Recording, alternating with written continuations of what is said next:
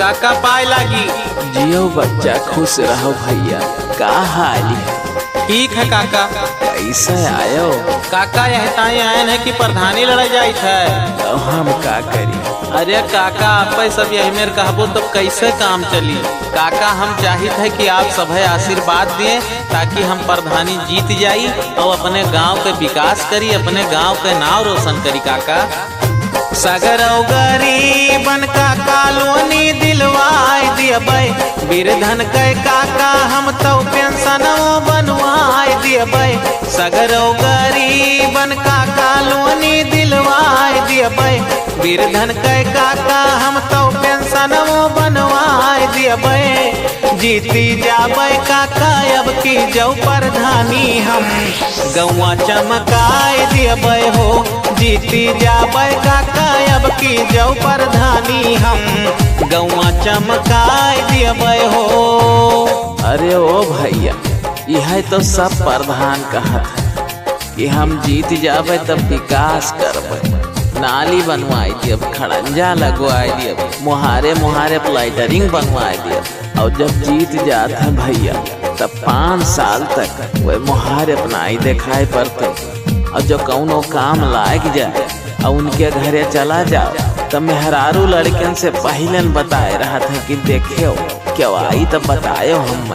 और जैसे देखा था दूर से कि वह आवत है भैया, तैसे मेहरारू उनके लड़के उन्हें जाके बताए दिए हैं कि आवत है एक जने।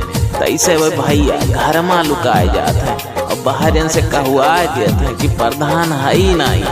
अब बताओ भैया कि एक प्रधान बनावा जाए, क्या करे, विश्वास करा जाए। अरे काका पांचों उंगलियां बराबर नाए होते हैं, सब प्रधान यक्के मेयर नाए होते हैं। हम आपके बात मानित है, कुछ प्रधान है ऐसा और नहीं प्रधान के वजह से नीको प्रधान जो है वह सब बदनाम है कि प्रधान कुछ नहीं करते हैं। अरे बहुत प्रधान काका यह मेरे परा है कि उनके मौजम दोबारा क्यों खड़े नहीं होते और सालों साल राज करत है वे प्रधानी माँ। काका वो सब बात छोड़ो, अब आप हमें प्रधान बनाओ, अपन आशीर्वाद दो हमें। और जीवन में कभो आपका प्रधानी के तरफ से हमारे तरफ से कोनो अगर शिकायत मिली तो आप जवन सजा देवो हमें सब मंजूर है। योजना सरकार के घर से जावन कुछ भी आई हो, खाइला कसम है काका उहर के हु पाई हो। काका सरकार के घर से जवन कुछ योजना लाभ आवत है क्यों प्रधान दीन हुए चाहे ना दीन हुए काका, अगर हम जीत गए यह बार तो हर योजना के लाभ हम हर गरीब तक जरूर पहुंचाए। आप विश्वास करो हम पर और यह बार प्रधानी काका हमें जिताओ और सब प्रधान के गुस्सा काका हमारे बना उतारो। और काका हम जीत गए तो राशन कार्ड, गरीबन के आवास, वृद्धा पेंशन, मृतक पेंशन, विधवा पेंशन और शादी विवाह में सरकार के तरफ से जवन कुछ योजना आवत है हम सब का देवे। हम कहे वाला काम ना करब काका कि भविष्य में कब्बो हम लड़ी फिर प्रधानी तो आप बुजुर्ग लोग हमें बोली ताना न मारो कि प्रधानवा ऐसा रहा एको काम ना की, एको काम ना की, ना कहूँ नाली लगवाई, ना खड़ंजा बनवाई, सब पैसा खाए ली। काका हम उमेर कमोए न करब काका, हम वो काम कह के दिखाए कि 4 जने वाहवाही करें। जौनी लंग निकली तो कहे वाह भैया हमारे प्रधान जात है, देख लियो हमारे प्रधान, यह मेरे प्रधान हो चाहिए काका। हम वो काम कह के दिखाई, वो काम थोड़ा करब काका कि 4 जने गरिया में कहूँ निकली तो बैठे लायक ना रही। काका विश्वास करो और की बार हमें वोट दियो और जिताओ। और जे 4 मने मिले उन्हों से कहो कि भैया का वोट दिए और सबके देखो काका अब की हमारो देखो। योजना सरकार के घर से जवन कुछ भी आई हो, खाइला कसम है काका उहर के हु पाई हो। गौवा गौवा मैया लाइट हम लगवाए दियबै, मौजा हम चमकाए दियबै हो। गौवा गौवा मैया लाइट हम लगवाए दियबै, मौजा हम चमकाए दियबै हो। काका जवन जवन हम कहित है कही के दिखाए दियबै, मौजा हम चमकाए दियबै हो।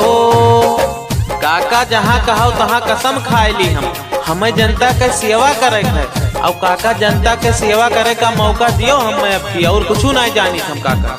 अरे ओ भैया, हम हो चाहते है क्यों नीक मनई प्रधान बने, लेकिन कुछ मनई या हिमियर कहे कि 2 कुल्ला दारू पाए जाए, मुर्गा संझक मिल जाए, 1500 मिल जाए केहू प्रधानन के तरफ से भैया। बस उन्हीं के गुण गावत है, चाहे वोट दिए उन्हें चाहे ना दिए भैया। और जे प्रधान जब जीत जात है तो वह मुर्गा दारू 5 साल तक पट्टे करत रहत है, या को काम नहीं करते। अब काम नहीं करते जो उनके गाड़ी पीछे पीछे हरदम लाग रहा था। काका आपके हर शिकवा और शिकायत दूर हुई काका, और आप के नहीं वह हर इंसान के समस्या और शिकायत दूर हुई जो अपने पिछले प्रधान से कुछ लाभ नहीं पाएंगे। हम जवन कही थे काका, आप वह पर विश्वास करो और अब की हमें प्रधान बनाओ और अब की हमें जिताओ। काका हम अब की जो प्रधनिया जीत जाइब हो, गौआ के पूरा तब विकास हम कराइब हो। काका हर दाई वटवा केहू न केहू तो देते रहो।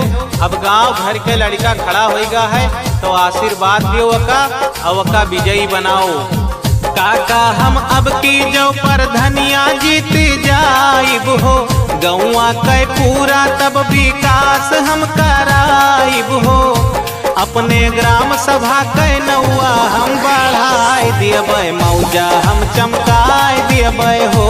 अपने ग्राम सभा के नौआ हम बढ़ाए दियबै, मौजा हम चमकाए दियबै हो। प्रधान न टिक पाई है क्यों हमरे अगवा काका, सबका सर मुआए दियबै हो। जीत जाबै काका अब की जो प्रधानी हम, गौआ चमकाए दियबै हो।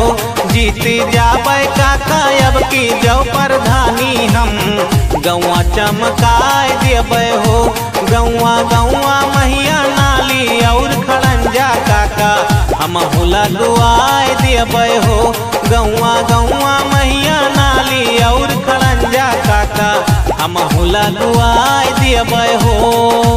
अरे ओ भैया, अगर तू इतना कहा था कि हम सब कह के दिखाई तो जाओ अब की हम वोट तू ही का दिया भैया, और हमार पूरा परिवार वोट तू ही का दी। और हम सबसे कहा कि भैया का जिताओ अब की, और प्रधानी नहीं का बनाओ।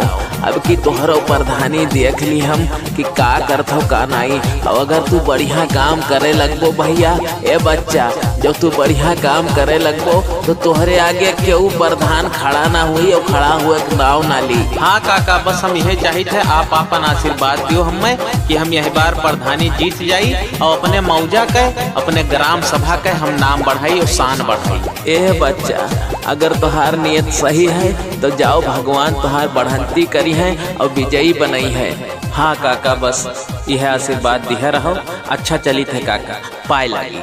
जियो बच्चा, खुश रहो। RPM Music।